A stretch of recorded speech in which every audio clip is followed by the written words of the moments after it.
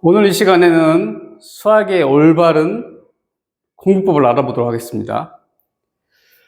그래서 이제 우리가 학습을 하다 보면 이제 제일 어려운 과목이 수학인데, 그럼 수학을 잘하기 위해서는 어떻게 해야 되느냐? 물론 이제 상위권 학생 같은 경우는 특별히 고민할 것 없이 자기가 하던 대로 하면 되겠지만은, 일반적인 중위권 또는 하위권 학생들이 수학을 어려워하는 이유는 수학이 가지고 있는 어떠한 특성 때문에 그런데, 그러면 조금이나마 수학을 좀 더 잘 할 수 있는 방법, 효율적으로 할 수 있는 방법을 한번 알아보도록 하겠습니다. 그런데 수학은 초등학교 1학년부터 이제 계속 배우기 시작하는데, 그럼 수학이라는 과목은 무엇이 중요하냐? 그럼 우리가 처음 배울 때는 덧셈, 뺄셈, 곱셈, 나눗셈 이렇게 이제 연산 순서를 배우게 되고, 어떤 그 뒤로 더 이제 어려운 것들을 배우게 되는데, 그럼 수학은 실질적으로 보면 가장 중요한 연산이 바로 이 곱셈과 나눗셈이다 이거죠. 즉 나눗셈이라고 하는 것은 결국은 곱셈하고 같은 맥락이기 때문에 결국 우리는 곱셈에 대해서 자꾸 훈련을 해야 됩니다. 그래서 우리가 A는 B의 몇 배. 그래서 어렸을 때부터 자꾸 이제 그런 사고를 가르쳐 주는 게 중요하다 이거죠. 초등학교 1학년, 2학년, 3학년, 4학년 때 만 원에 15배는 얼마냐? 그러면 만 원에 10배는 10만 원. 그러면 5배는 5만 원. 그럼 더하면 15만 원. 이런 식으로 자꾸 이제 이런 배수 관계를 익혀야 되는 거예요. 배수 관계. 자꾸 배수 관계를 익히는 것이 결국은 이게 결국은 고등학교 입시까지 간다는 거죠. 자꾸 사고를 할 때 배수 관계를 자꾸 연습하는 평상시 습관을 들이는 게 좋다. 그래서 어머님들께서 학생들에게 자꾸 그런 연습을 한 번씩 일상생활에서 시켜보시고, 그러면 이제 곱셈과 나눗셈을 가지고 나오는 첫 번째, 이제 초등학교 이제 5학년부터 이제 본격적으로 시작되긴 하는데, 분수.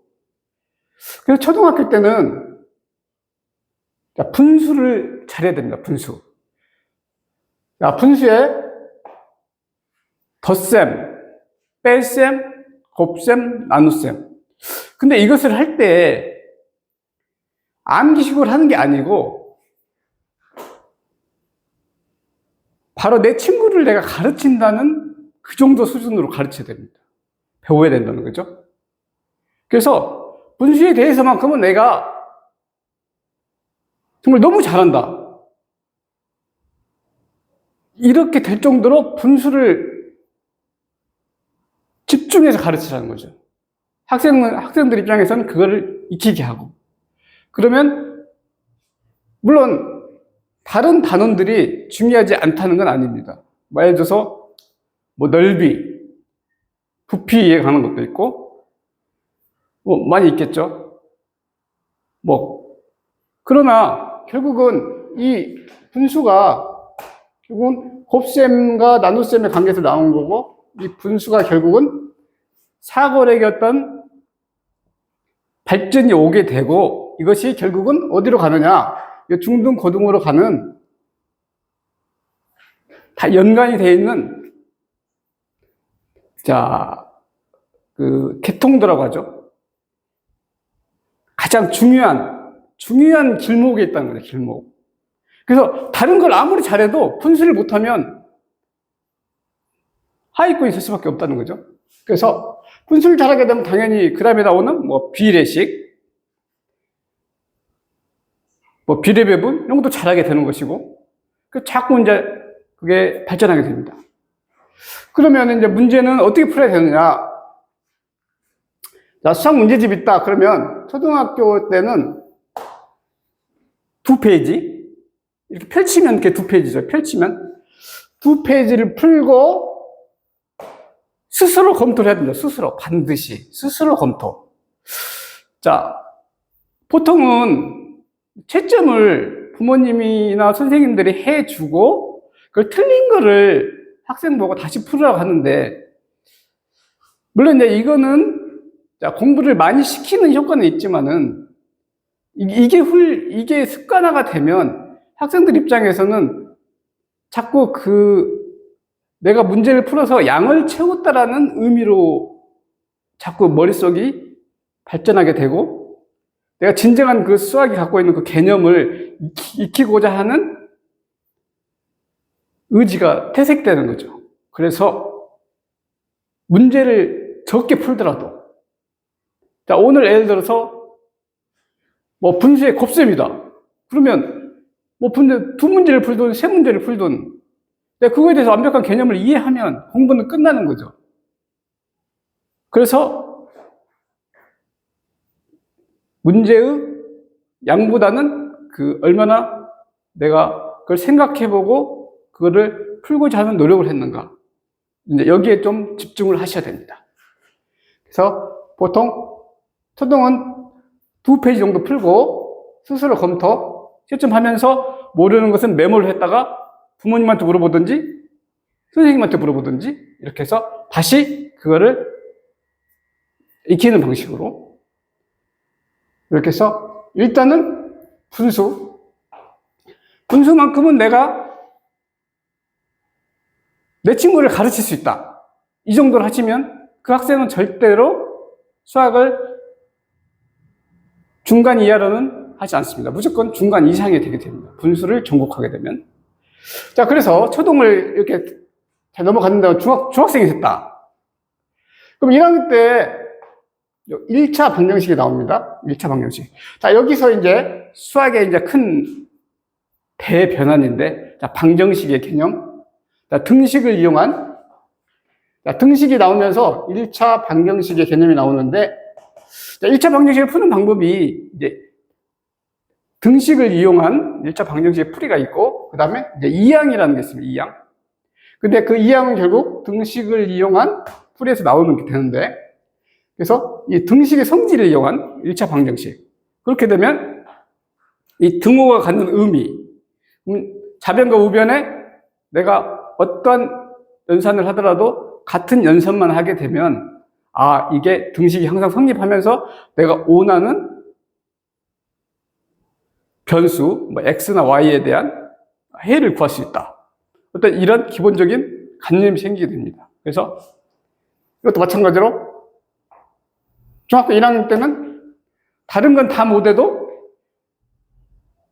1차 방정식 등식을 이용한 풀이는 내가 내 친구를 가르칠 수 있다. 이 정도로 익혀야 됩니다. 그 다음에 2학년이 됐다? 그 마찬가지로 이번에는 1차 함수. 자, 여기 다 함수가 나오는데, 이 함수가 고등학교 3학년 때까지, 자, 수학에서는 비중이 엄청나게 많이 차지하죠. 그래서 최초 스타트가 1차 함수. 2학년 때는 1차 함수를 내가 누구보다도 잘할 수 있다. 이렇게 가르치시고, 이렇게 배울 수 있도록 해야 되고요. 3학년 때는 2차 함수. 2차 함수를 내가 누구보다도 잘할 수 있다. 그래서 1차 방정식, 1차 함수, 2차 함수를 중학교 때 내가 완벽하게 이해를 했다. 그러면 이 학생은 고등학교 가서 전혀 문제가 되지 않습니다. 뭐 그렇다고 뭐 요것만 딱 하라는 건 아닌데, 최소 요거를 마스터하고 나머지를 하라는 거죠. 나머지 다 잘하고 이걸 못하면 하위권이라는 거죠. 근데 나머지 못하고 요걸 잘하면 고등학교 가서라도 내가 언제든지 성적을 상위권으로 올릴 수 있다. 이거죠. 자, 그러면 중학교 때는 어느 정도 양을 풀어야 되느냐? 야, 개인에 따라 차가 있겠지만 2분의 1에서 1페이지 정도 풀고 스스로 검토해서, 이것도 마찬가지 스스로 체크를 해서 채점을 하고, 모르는 것은 부모님이나 선생님 또는 학원에서 물어봐서 해결을 해야 됩니다. 그래서 중학교 때는 자 이렇게 하시면 되고, 그럼 만약에 고등이 됐다. 그럼 고등은 중학교 3학년 됐더니 2차 함수가 조금 이제 좀 깊어지는데 2차 함수를 일단은 마스터를 해야 됩니다. 무조건 2차 함수를 내가 누구보다 잘할 수 있다. 2차 함수 정의부터 해서 뭐 최대값, 최소값 2차 함수에 대해서는 내가 내 친구를 가르칠 수 있을 정도가 됐다면 이 학생은 무조건 수학을 잘하게 됩니다. 이 관문을 통과하게 되면. 자, 그러면 나머지는 일상적으로 이제 공부를 하게 되고 하는데, 그럼 이제 보통 문제집에서는 자, A 타입, B 타입, C 타입 난이도에 따라 이렇게 했는데, 자, A 타입은 그냥 한마디로 그냥 단순 연산인 거죠. 단순 연산.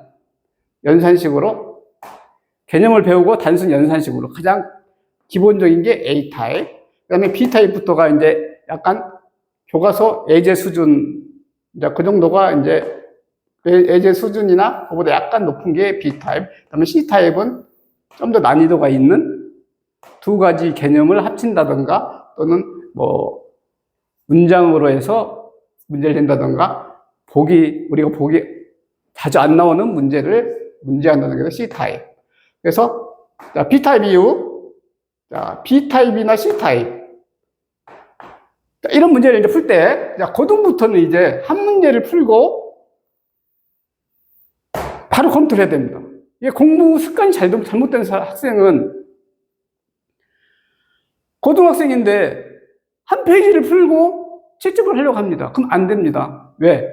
내가 이미 벌써 이걸 바로바로 검토를 하지 않으면 고등학교 개념은 내가 완벽한 상위권이 아닌 이상은 거기에 수없이 많은 개념들이 나오는데 그거를 놓친다는 거죠. 그러면 한참 지나서 그걸 보면은 귀찮고 뭐하니까 그거를 대충 넘어가는 거죠. 그다음 한 문제를 보고 바로 검토해서 채점을 하는데, 그러면 여기서 상위권이 아닌 학생은 반드시 이제 모르는 개념이 나옵니다. 그게 하위 학년 개념이 나오는데, 그러면 그거를 넘어가면 안 됩니다. 하위 학년 개념을. 자, 여기서부터는 자, 뭐 그러면 중학교 1학년께 나올 수도 있고, 중학교 2학년께 나올 수도 있고, 중학교 3학년께 나올 수도 있고, 또는 초등학교 나올 수도 있죠.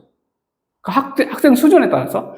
그러면 그걸 어디까지 해야 되느냐? 그러면 이제 깊이 할 필요는 없는데 교과서 예제 수준을 익혀야 됩니다. 그래서 바로 이걸 오답노트에 적어서 내가 고등학교 문제를 푸는데 갑자기 근해 공식이 생각이 안 나는 거죠. 그럼 얼른 근해 공식을 찾아서 메모해서 그걸 익히면 되는 거죠. 그런 식으로. 자, 그래서 하위 학년 개념은 자, 교과서 예제 수준으로 익히고 이걸 반드시 그때 오답노트에 적어서 익히고 나가야 됩니다. 왜냐하면 고등은 워낙 이 양이 방대해졌기 때문에 내가 그때 처리를 안 하면 이걸 따라갈 수가 없어요. 그래서 하위 학년을 완벽하게 알아야 고득점이 나오는데 그때마다 오답노트에 적고 중요 개념은 요즘 이제 스마트폰도 있으니까 스마트폰으로 그걸 찍어서 계속 보던지 이런 식으로 해서 하위 학년을 점점 메꿔 나가야, 내가 놓쳤던 걸 메꿔 나가야 점점 수준이 올라가서 3등급도 되고 2등급도 되고 1등급도 되고 이렇게 해서 상위권으로 갈 수 있는 겁니다. 그래서 전반적으로 자, 수학의 올바른 공부법은 자, 이런 식으로 진행이 되는데, 그래서 이거 외에 뭐 안 해도 된다는 뜻은 아니고 나머지를 다 잘해야 되지만 학생이 못 따라온다 그럴 때는 최소 이 정도는 해야만이 중간 이상은 할 수 있을 정도의 언제든지 그런 기본기가 갖춰진다는 거죠. 그러면 3등급도 되고 2등급도 되고 노력 여하에 따라서 1등급도 될 수 있다는 거죠.